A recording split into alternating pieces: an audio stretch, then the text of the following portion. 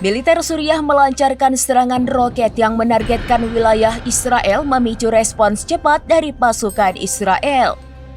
2 roket dilaporkan ditembakkan dari wilayah selatan Suriah dan mendarat di area terbuka dekat dataran tinggi Golan yang saat ini diduduki oleh Israel. Serangan tersebut mengakibatkan sirine serangan udara berbunyi di komunitas Hasbin dan Ramat Maksimim pada Selasa 3 Juni 2025. Warga di daerah yang terkena dampak melaporkan mendengar ledakan tak lama setelah sirine dinyalakan. Merespons serangan itu, tentara Israel melancarkan tembakan artileri ke arah sumber tembakan. Menurut sumber, pesawat tak berawak dan pesawat tempur Israel terbang di atas pedesaan Quneitra, Daraa, pedesaan Homs, dan bandara T4. Secara terpisah, tentara Israel juga mengatakan mereka mencegat rudal yang diluncurkan dari Yaman. Hal itu menyusul sirine yang berbunyi di beberapa daerah, termasuk daerah Galilea. Radio Angkatan Darat Israel mengatakan bahwa sirine serangan udara diaktifkan di wilayah Dan, Yerusalem, dan Nova Galil.